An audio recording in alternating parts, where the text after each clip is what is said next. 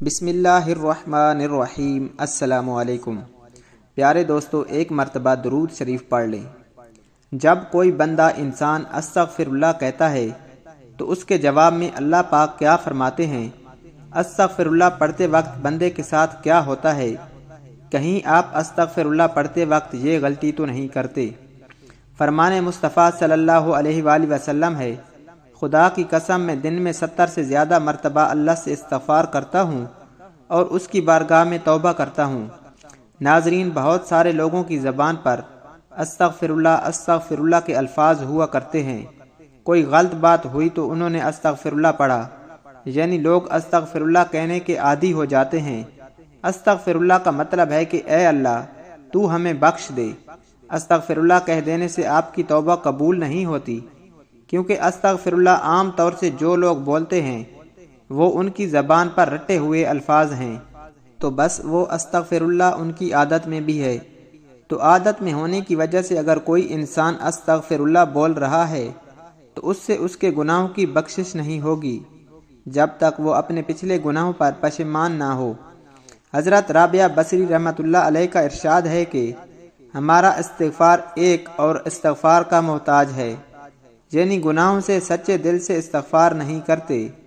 امام غزالی رحمۃ اللہ علیہ کا ارشاد ہے کہ استغفار سے قبل ندامت ضروری ہے، ورنہ یہ استغفار جو ندامت کے بغیر ہو وہ اللہ تعالیٰ کے ساتھ استہزاء کے مترادف ہے۔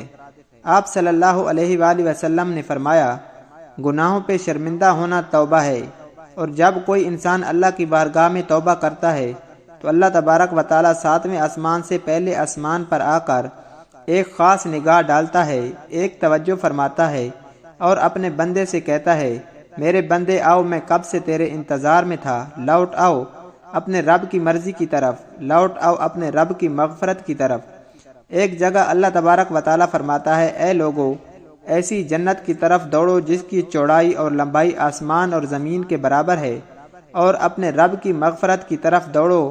تو اس لیے جب کوئی بندہ اللہ تعالیٰ کے سامنے توبہ کرتا ہے یا استغفر اللہ پڑھتا ہے تو اللہ تعالیٰ 70 مرتبہ جواب میں اس کو لبیک کہتا ہے۔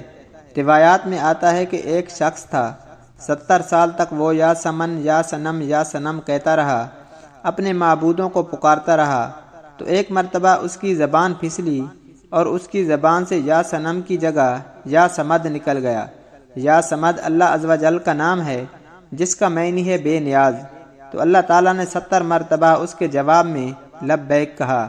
ایک روایت میں آتا ہے کہ 70,000 دفعہ اللہ تعالیٰ نے لبیک کہا، یعنی اے میرے بندے تیرا رب حاضر ہے، کیا چاہتا ہے؟ تو فرشتوں نے کہا کہ مولا، یہ بندہ تجھے نہیں پکار رہا، یہ تو یا سنم کر رہا تھا، دھوکے سے اس کی زبان سے تیرا نام نکل گیا، بلکہ یہ تو تجھے جانتا ہی نہیں ہے، یہ تو ساری زندگی یا سنم کرتا رہا۔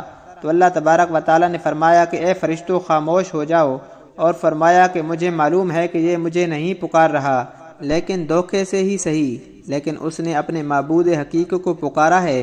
اگر میں نے بھی اس کے سوال پر اس کو جواب نہ دیا تو پھر مجھے میں اور اس کے باطل خداؤں میں کیا فرق رہے گا جس کو یہ 70 سال سے پکار رہا ہے۔ کوئی بندہ دھوکے سے بھی رب کو پکارتا ہے تو اللہ تبارک و تعالیٰ اس کے لیے ثواب بھی لکھتا ہے اور اس کی طرف متوجہ بھی ہو جاتا ہے۔ تو اگر ایسے ہی کسی انسان کی زبان پر استغفر اللہ جیسے الفاظ رہتے ہیں تو یہ بے فائدہ نہیں ہیں، بہت اچھی چیز ہے۔ اگر انسان نے اس نیت سے استغفر اللہ پڑھا کہ اس نے جو گناہ کیے ان کی معافی مل جائے اور یہ اپنے پچھلے گناہوں پر پشیمان ہے تو اس کے تمام پچھلے گناہوں کو اللہ تبارک و تعالیٰ معاف فرما دیتا ہے۔ یاد رہے، گناہوں سے توبہ کے لیے یہ شرط یاد رکھے کہ پچھلے گناہوں پر شرمندہ ہونا اور آئندہ کے لیے گناہ نہ کرنے کا قصد کرنا توبہ کہلاتا ہے۔ جو استغفار کو لازم کر لے، اللہ پاک اس کی تمام مشکلوں میں آسانی، ہر غم سے آزادی اور اسے وہاں سے روزی دے گا جہاں سے اس کا گمان بھی نہ ہوگا۔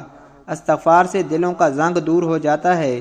بندہ اپنے گناہوں سے توبہ کرتا ہے تو اللہ کریم لکھنے والے فرشتوں کو اس کے گناہ بھلا دیتا ہے، اسی طرح اس کے اعضاء یعنی ہاتھ پاؤں کو بھلا دیتا ہے اور زمین سے اس کے نشانات بھی مٹا دیتا ہے، یہاں تک کہ قیامت کے دن جب وہ اللہ پاک سے ملے گا تو اللہ پاک کی طرف سے اس کے گناہوں پر کوئی گواہ نہ ہوگا۔ یاد رہے کہ استغفار سے صغیرہ گناہ معاف ہو جاتے ہیں، کبیرہ گناہ یعنی اگر تم پر کسی کا حق ہے تو وہ پہلے حق ادا کرے، اس کے بعد استغفار کرے تو اللہ پاک آپ کے گناہوں کو معاف فرمائے گا۔ اسی طرح اگر کسی نے نمازیں چھوڑی ہوں تو اسے چاہیے کہ پہلے اپنی قضا نمازوں کو پڑھے، پھر اللہ سے استغفار کرے اور آئندہ گناہ نہ کرنے کا پکا ارادہ کرے تو اللہ تبارک و تعالیٰ آپ کے گناہوں کو معاف فرما دے گا۔ حضرت انس رضی اللہ تعالیٰ عنہ سے روایت ہے، نبی کریم صلی اللہ علیہ وآلہ وسلم نے ارشاد فرمایا، نگرانی کرنے والے دو فرشتے یعنی اعمال لکھنے والے کسی بھی دن جب اللہ عز و جل کے حضور کسی اعمال نامہ پیش کرتے ہیں اور اس کے اول اور آخر میں استغفار لکھا ہوتا ہے تو اللہ تبارک و تعالیٰ کا ارشاد ہوتا ہے کہ میں اپنے بندے کا وہ سب کچھ بخش دیا جو اس اعمال نامے کے اول اور آخر کے درمیان ہے۔